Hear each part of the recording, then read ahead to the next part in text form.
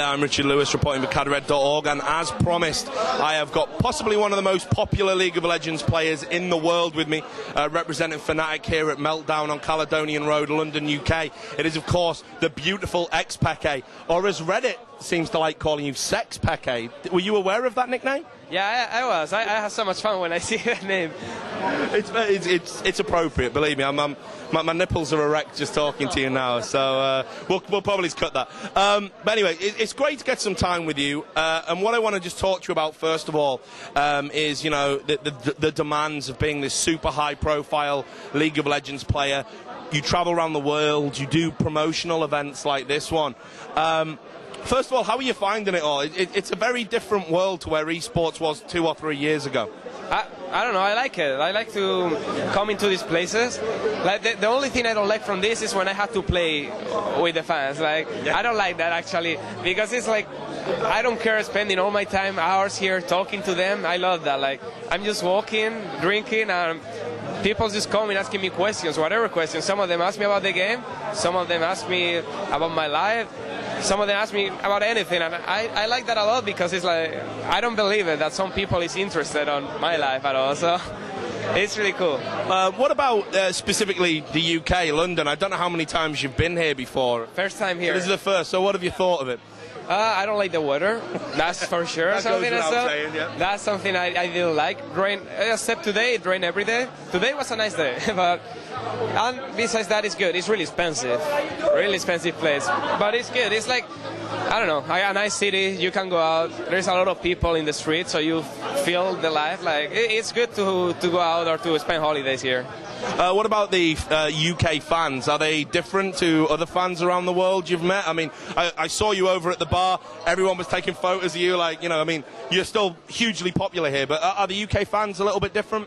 I don't know. It's the same. In the end, it's the same. Like, it's weird for me to say, but in other countries, they are really shy because their English is not as good. Mine is not that great, but yeah, they feel shy. Like, they don't want to talk to me and not speak good English. But here, since they speak good English, they just come, they are open, they tell me whatever they want, and it's really cool. Yeah, like you say, maybe in UK there are not as much as in other places, but still, this is great. A lot of people came here, and I'm more than happy with all the people that came. And what have you thought of the Meltdown bar? I've talked to a lot of Fnatic players while I've been sort of sat just nesting in, and they've all been telling me, you know, you've had free bar and everyone's been looking after you. So have you guys had a good time, a lot of partying? No, it's great. We have free bar, but besides that, even people wanted to buy me drinks. I tell them, no, they're giving them for free, and they're like, no, I want to buy your drink anyways. So it's been great here. Like, I enjoy the people. It's like, the fans here are great. Like, they are not creepy, or they are not creepy. They are not annoying. Like, they just come, they ask me something, they ask me if I have time, all of them. So it's been great. I liked it. Right, so let's get to more pressing matters. Obviously, you had a pretty good run in the World Finals. I was hugely impressed with what you did. I mean, especially you as an individual. I thought you were on the top of your game, bringing Cedeño back and turning him into the monster that terrorizes solo queue right now. But, you know, I mean, were you overall, I mean, were you happy with the way it went? Because I think a lot of people were looking at maybe Cloud9 as being the one Western team that was going to disrupt this Asian dominance, but in actual fact it was Fnatic all the way. So are you happy or maybe a little bit disappointed you didn't make the final? I'm both happy and disappointed. I'm more happy than disappointed. Like, I'm a bit disappointed because I think we could have and should have beat Royal. We lost 2 games that we were ahead. That it was up to us to lose them. Normally, I don't think we will lose them. We will just play them safe and win them. That's what we do normally. But versus them, we lost them, and that felt disappointing. Like, mostly because I know, and we all know that we could have won it. Still, it was great to make it so far. Like you say, beat Cloud9. It was fine. We beat a Korean team, we beat an American team, and we ended up top 3, top 4 in semifinals. That was great. Your main season in the LCS before you made it to the Worlds, it was a little bit mixed. There was a few bumps in the road, and you guys didn't look to hit full steam until it really mattered. What was going on in the team in terms of, you know, discussions about that? I mean, at any point did you guys lose self-belief? Were you worried that you might not be there in the Worlds? At some point, yes. At some point I was like a bit worried, like, shit, it's just impossible to win versus some teams. Like We don't have good chances, but I think that's something that we had good. We didn't like, I don't know, go on a slump. Like, we were on a slump, but we were like, let's just see why we're losing those games. Because when you are losing games and you know why you lost, you can just improve on that. But at some point we're losing, we're like, we don't even know why we are losing. We just keep playing and losing. So we sat down like a few days, just talking, like, we are doing something, but every game we lost, we talk for hours. Like, what did we do bad? Like, we watched the replay. This lane lost, this lane won. Like, this game we were winning and we ended up losing. Why did we lose? And we realized that a lot of mistakes were about picks. We were not thinking a lot about the picks. Then we were not thinking about how they will work with each other. Like, all the picks, some games we will have good laning phase, and then we will have like no initiation. So in team fights we will not be able to do anything. And I think after a few days talking, we realized, okay, we got to prioritize on some picks, and we started to pick better. We started to feel more confident, because when you have good picks, you don't feel pressure. You just play your game. You just go equal, and late game you trust in your skills to win the game. And that's what we did, and it worked out. So. Well, it definitely did. One of the things that I thought was amazing about you guys was, I mean, and all credit to the player, you know who our name I'm going to mention, obviously Puzu, or my pronunciation might be off there, but I felt him particularly had a spotlight on him. Everyone on Reddit was always saying, like, one bad game and Reckless is going to come in for the Worlds, and so much pressure, and he handled it so well and was integral to the part of the team. But equally, Reckless was such a talent. How do you keep him out of the side? So you had this almost like spectre of what was going to happen hanging over the team. Was that a distraction maybe in the regular season or going into Worlds? I mean, were you conscious of that? Yeah, we were, but we believe in our decisions. Like, every time we made some kind of change or decision, it was always for good. We never made any change and then regret it. Like, usually other teams changing something and be like, okay, it didn't work, let's get it back or something. Let's change back. But it takes time for us to make a change. Like, maybe we don't like something, but we wait months and months until we say, okay, this is really the reason and nothing else. Then we change. And we felt like with Pusu changing to Reckless, it was a crazy decision. We didn't know. We had a few weeks, or almost 3 weeks or 1 month of practice with Reckless. It's what we could have practiced. So like, it's such a huge risk. Like, Pusu is good. He has played with us all the summer split. He's done good. Like, he can handle the pressure. He has done it. Why? Okay, let's say Reckless is able to handle the pressure, able to do better, a bit better, or better, like he's a really good player.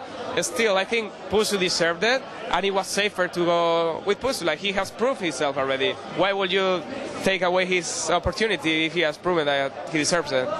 Did the relationship with Pusu, did that end on good terms? I mean, you guys are all still friends. It wasn't like, I mean, you've seen a lot, like, for example, with the Curse team, a lot of backstabbing shit going on, and a lot of, you know, Afro Mu and guys like that, a little bit angry about how it was handled. But, I mean, in the Fnatic camp, all still friends with Pusu, it ended well. Yeah, he's here with us. Yeah. So, yeah, it ended up well. Like, since the first moment, we told him that it was like a temporary thing. We never told him that he could stay with us or anything. So he knew that already. So it made it easier.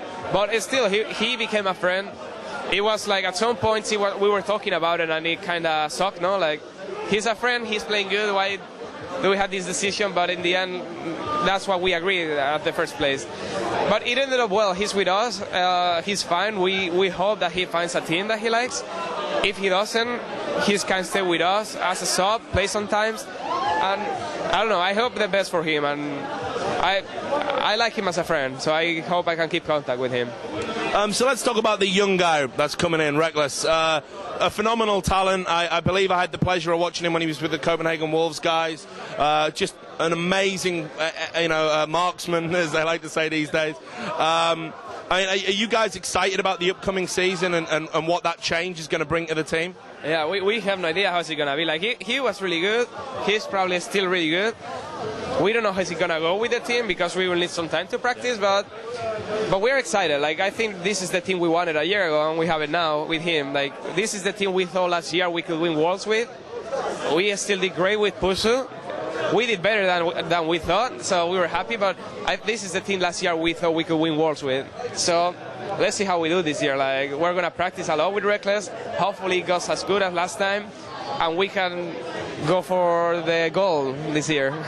Well, what's interesting as well for you is, I know you've made a change to the lineup, bringing in this awesome young talent, but I also heard as well you've recently changed LOL manager, that Harry isn't part of the team anymore, and you brought in a new guy. Is it Sammy is the new manager?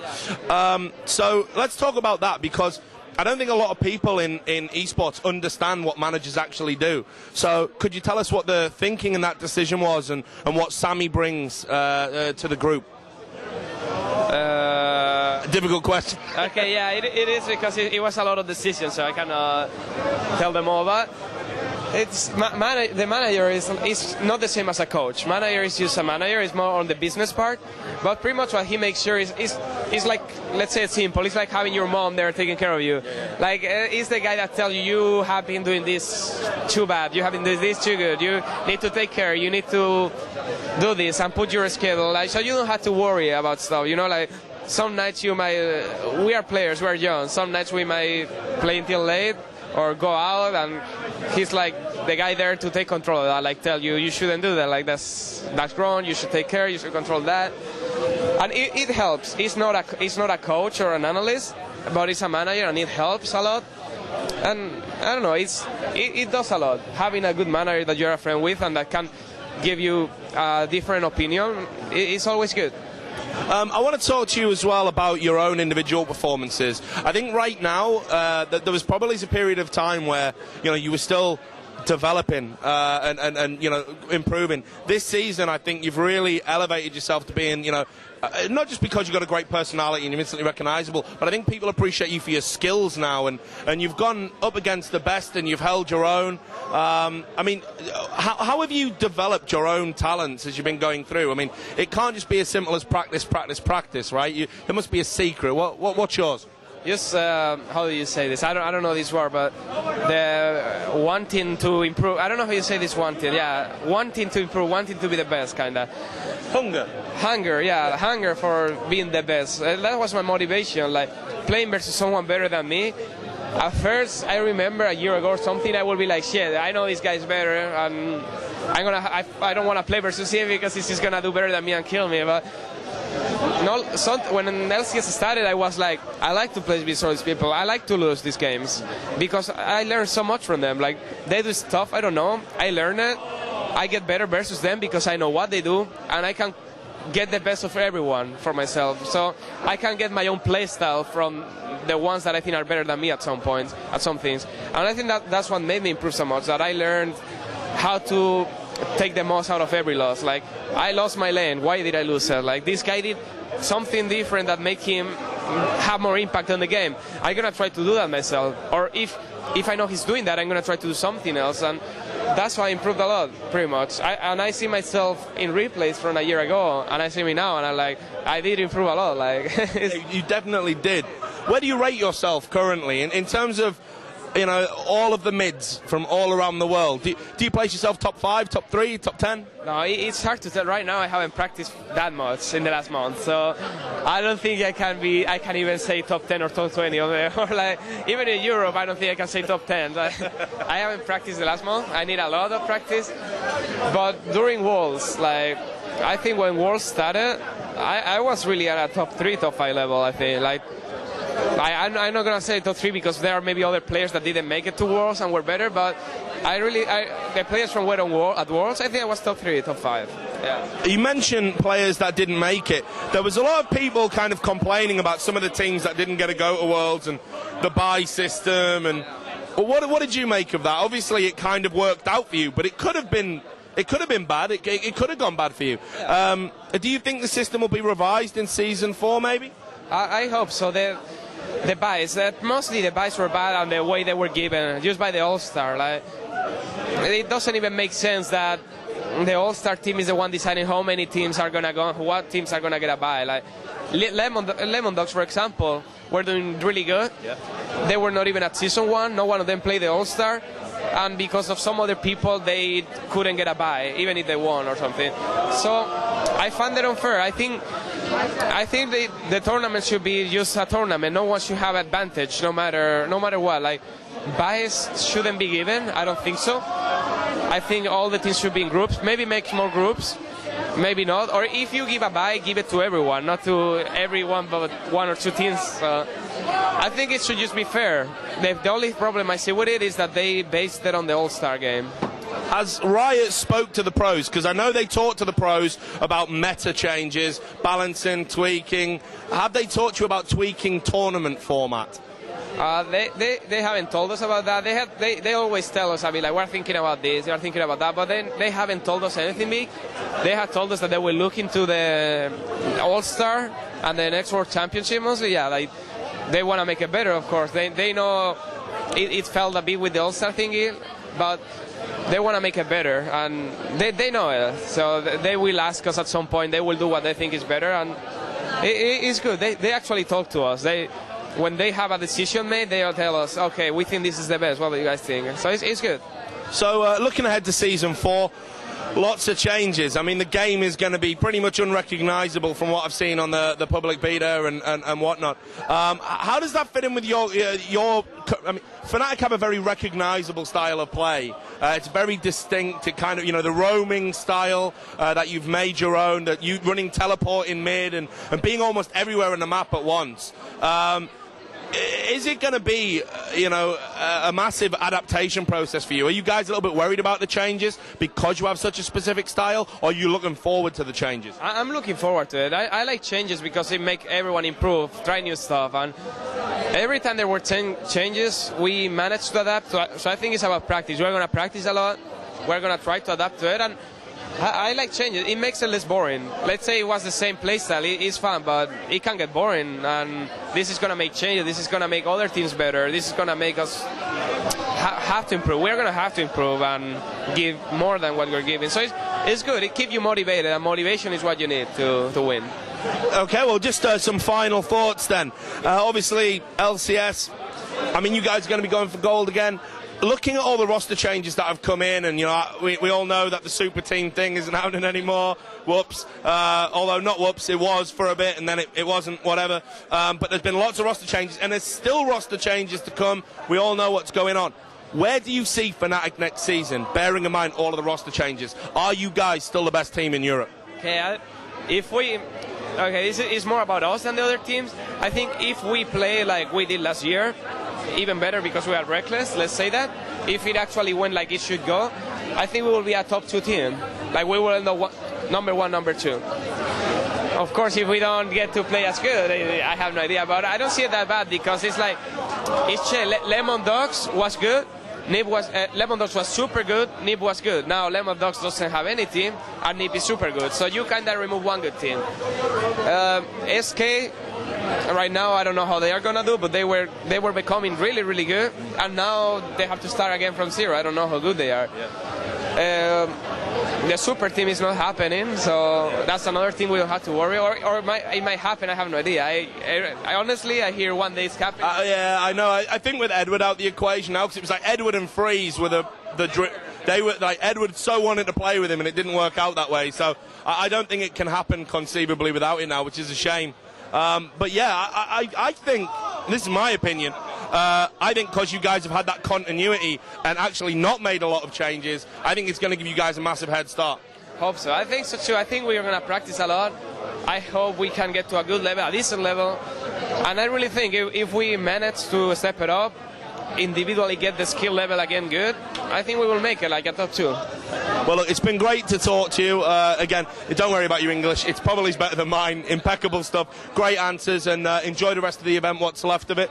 To all the people out there at cadred.org, do stay tuned. We're going to grab a couple more interviews with the Fnatic boys here at Meltdown in Caledonian Road, London, UK. Stay tuned.